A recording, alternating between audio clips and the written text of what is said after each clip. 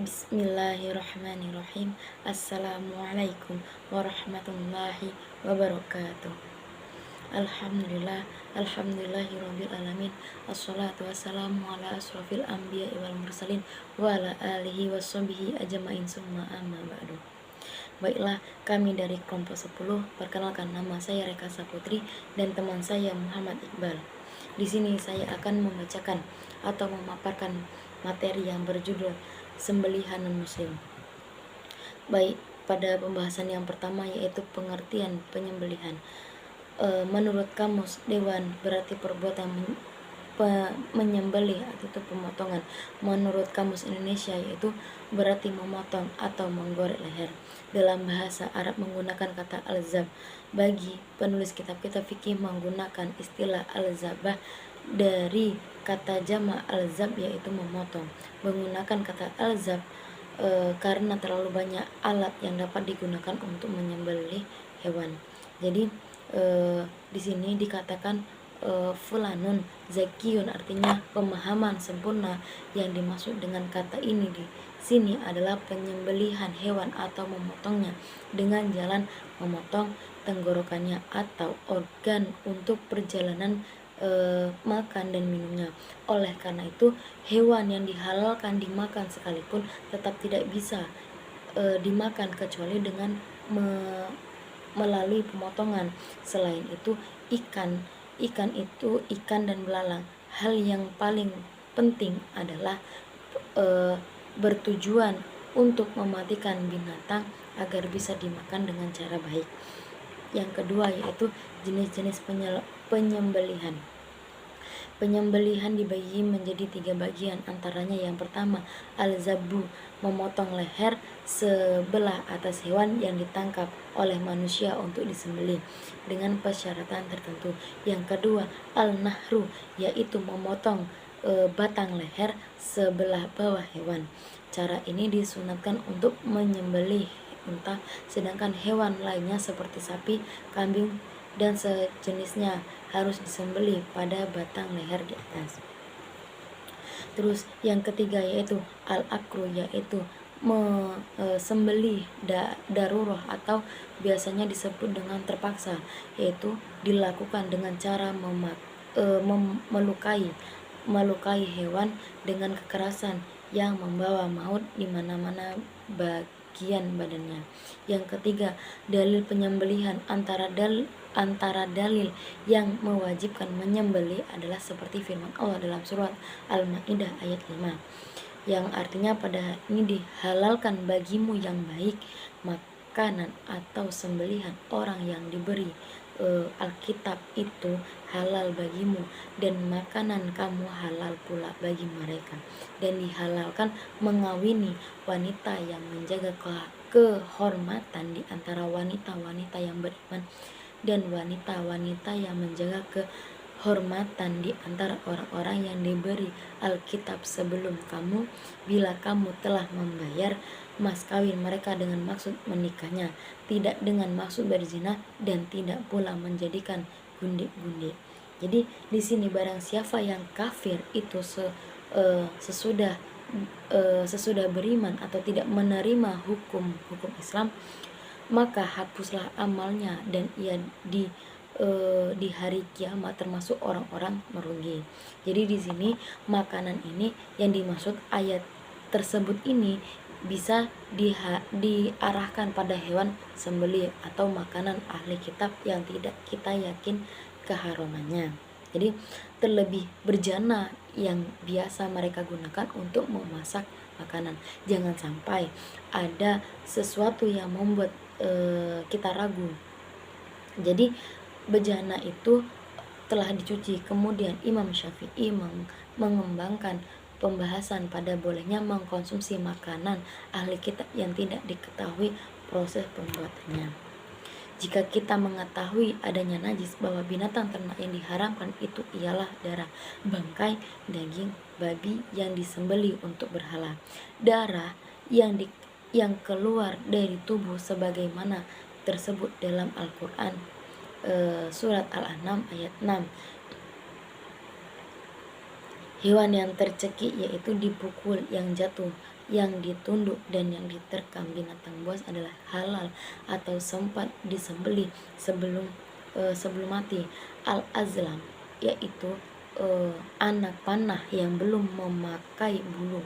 Orang Arab jahiliyah menggunakan anak panah belum memakai bulu untuk menentukan apakah mereka akan melakukan suatu perbuatan atau tidak. Jadi setelah ditulis itu masing-masing yaitu dengan lakukanlah, jangan lakukan. Sedangkan yang ketiga itu tidak ditulis apa-apa, diletakkan dalam sebuah tempat dan simpan dalam Ka'bah. Bila mereka hendak melakukan sesuatu perbuatan, maka mereka meminta agar juru kunci Ka'bah mengumpul sebuah anak panah itu. Terserahlah nanti apakah mereka akan melakukan atau tidak melakukan sesuatu dengan tulisan anak panah yang diambil itu. Yang keempat yaitu syarat-syarat penyembelihan. Yang pertama, menyebut dengan nama Allah.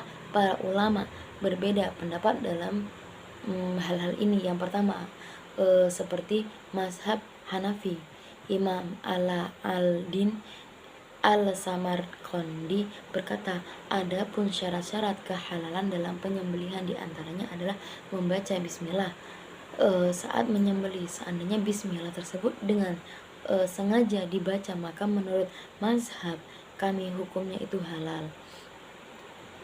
Jadi karena para ulama Hanafiyah itu membaca basmalah ketika ingin menurut mazhab itu, karena apabila tidak membaca basmalah sengaja ketika menyembelih, maka sembelihan itu tidak batal.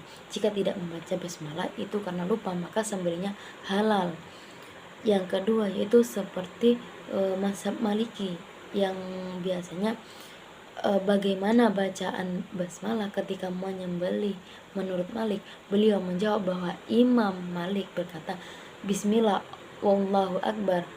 Aku bertanya, apakah Imam Malik memakruhkan membaca sholawat terhadap Rasulullah setelah membaca basmalah, atau membaca Muhammad Rasulullah setelah membaca basmalah ketika menyembelih?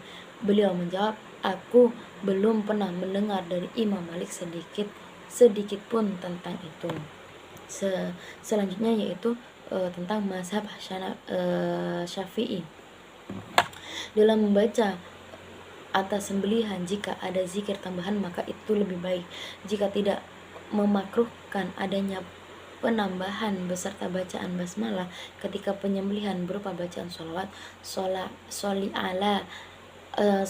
Allah ala Rasulullah, bahkan aku menyukai hal itu dilakukan. Aku menyukai seorang memperbanyak bacaan sholawat Nabi Shallallahu Alaihi Wasallam setiap dalam keadaan apapun.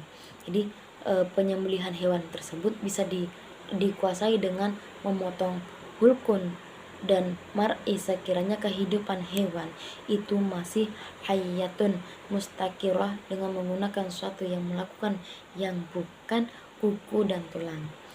Yang pertama yaitu ada beberapa perbedaan pendapat. Yang pertama, pendapat yang masyhur dan mazhab Imam Malik dalam hal ini adalah wajib terputusnya 2 urat leher dan tenggorokan.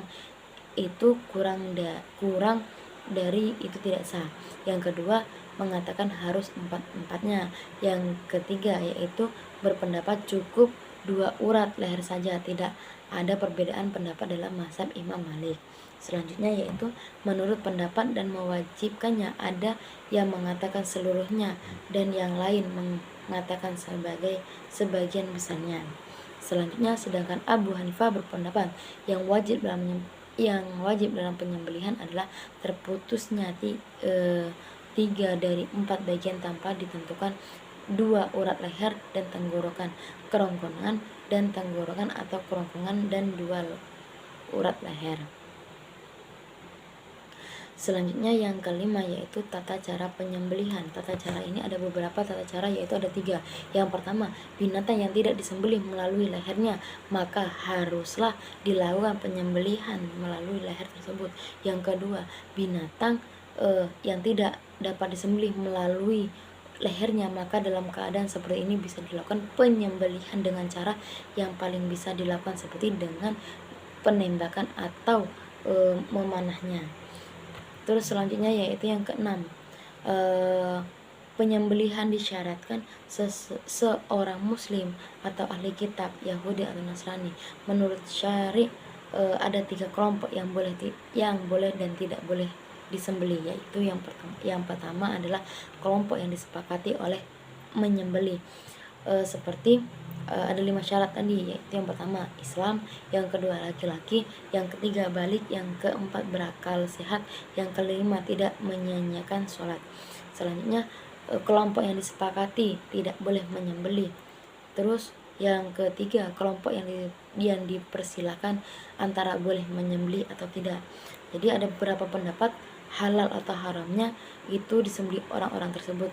Yang pertama ahli kitab, yang kedua orang majusi, yang ketiga penyembah berhala, yang keempat perempuan, yang kelima anak kecil, yang keenam orang gila, yang ketujuh orang mabuk, yang kedelapan orang yang menyia-nyiakan sholat, yang kesembilan pencuri, yang kesepuluh penghasap atau orang yang memanfaatkan milik orang lain tanpa seizin pemiliknya. Selanjutnya yang ketujuh yaitu alat sembelihan. Alat sembelihan ini ijma ulama menetapkan bahwa besi, kayu baja itu dan belahan kayu yang bisa mengalirkan darah dan memutuskan urat-urat boleh dipakai untuk menyembelih, dan segala sesuatu yang tajam itu dapat memotong boleh dipergunakan untuk menyembelih, kecuali gigi, tulang dan kuku manusia untuk hewan lainnya. Dan tidak sah menyembelih dengan 3 benda ini, baik ia masih melekat atau telah terpisah dari jasadnya. Yang kedelapan yaitu hikmah penyembelihan. Hikmah penyembelihan ini yang pertama mendapat keriduan Allah, yang kedua memudahkan dan mempercepat hewan tersebut mati, yang ketiga menghasilkan kualitas daging hewan yang tinggi dan berkhasiat, yang keempat menghindari diri dari penyakit dan hewan-hewan tersebut dengan membuang dan mengeluar darah kotor pada hewan tersebut. Yang kelima yaitu hewan halal yang mati tanpa disembelih adalah bangkai yang diharamkan memakannya. Selanjutnya yaitu yang B, kajian umum mengenai hukum Islam. Yang pertama, pengertian hukum Islam, syariat Islam. Adapun hukum Islam biasanya disebut dengan beberapa istilah atau nama yang masing-masing menggambarkan sisi karakteristik tertentu hukum tersebut. Yang kedua, tujuan hukum Islam secara umum sering dirumuskan bahwa tujuan hukum Islam adalah kebahagiaan hidup manusia di dunia dan di akhirat kelak. Selanjutnya ciri-ciri hukum Islam berdasarkan ruang lingkup. Yang pertama yaitu hukum Islam adalah bagian dari bersumber yang erat dari ajaran agama Islam. Yang kedua, hukum Islam mempunyai hubungan yang erat dan tidak dapat dicerai pisahkan dengan iman dan kesusilaan atau akhlak Islam.